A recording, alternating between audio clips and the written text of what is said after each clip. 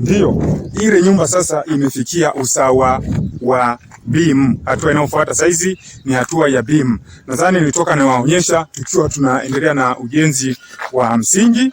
Mliona vizuri, hatukuishia hapo. Nikaonyesha tukiwa napiga boksi, kaonyesha hatua ya zege, hata zege lilivyokuwa limemiminwa kwenye msingi mliliona. Na hii ndio hiyo nyumba ninayoendelea kuelezea, ndio hii ambayo saizi tumefika usawa wa rinta. Najua mtu anaweza kaniuliza hapa ni kwa nini nasema nyumba yote imefika usawa wa rinta lakini hapa pako chini. Usijali, ni hivi. Plani ya mwanzo ilikuwa ukuta wote upande juu na baadaye kutokana na matumizi yetu ikawa umebadilishwa. Kwa maana hiyo utakuwa mfupi, utaishia hapa unapoona. Kwa hata matolezi unayoona haya yatachongwa, yote yatapita usawa huu mpaka mwisho. Kwa hiyo hata tulipokuwa tuna seti, tulipokuwa tunasambaza kifusi humu, vyote hivyo nilikuonyesha. Na sasa nyumba hiyo, nyumba ile uliyokuwa ukiona, basi sasa ipo katika hatua ya kupiga beam.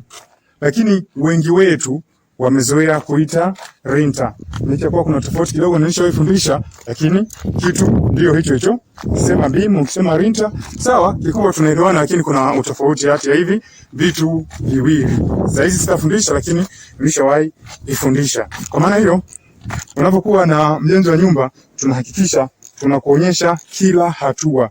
Hapa najua ni pande zipi?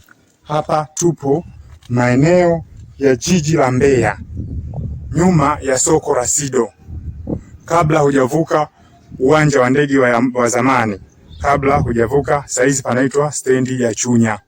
Hapo kwenye uwanja wa ndege wa zamani Old Airport, saizi ni stendi ya Chunya. Kwa maana hiyo tunakuonyesha kitu ambacho ni kile tumetoka na kuonyesha toka tukiwa hatua za awali, na tunahakikisha unaweza kunufaika na kufaidika na kile kitu ambacho tunakiona, kwa sababu hatuwezi tukasema kila tofali linapojengwa tutakuonyesha, inakuwa ni ngumu. Kwa hiyo tunaenda vituo kwa vituo, kila hatua fulani hapo kwa tumefikia tunakuonyesha kwamba sasa tumefika katika hatua hii, na sasa tulipofikia ndio hii hatua unaweza kuiona.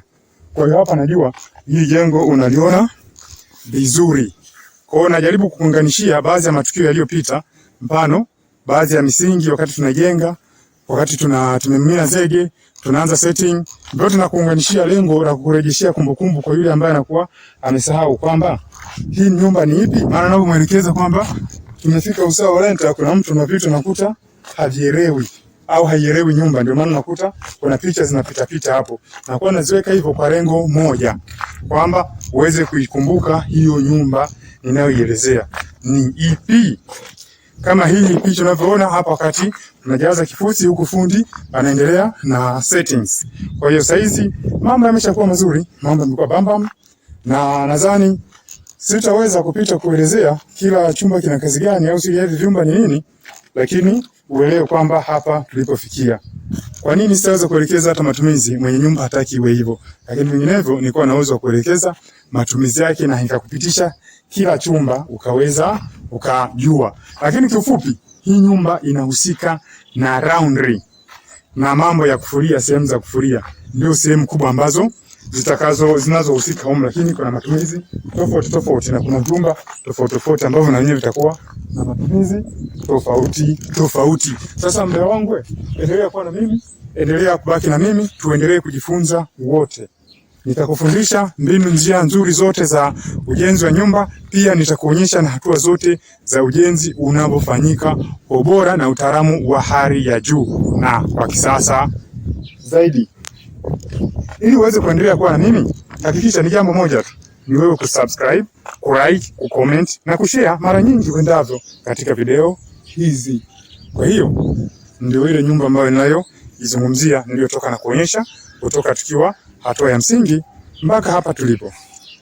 Asante sana kwa kunisikiliza, na pia wewe unapokuwa unahitaji kufanya kazi na mimi, nadhani namba zangu unaziona hapo. Hizo ndio namba za kuwasiliana na mimi moja kwa moja. Zingatia, mimi ninayeongea hapa, mimi mwenye sauti ndiye nitakayezipokea hizo simu na sio mtu mwingine. Na hakikisha unatumia namba hizo. Ukiona namba ni tofauti na hizo unazoziona hapo, basi tambua huyo ni mtu mwingine na sio mimi. Kwa yote naweza nikutamkie, naomba nikutakie shughuli zako ziwe njema wakati wote, na tuendelee kujifunza hatua kwa hatua. Nitakuonyesha hatua zitakazofuata baada ya hapo mpaka jengo letu linakamilika, na hakikisha utaliona vizuri mpaka finishing. Thank you.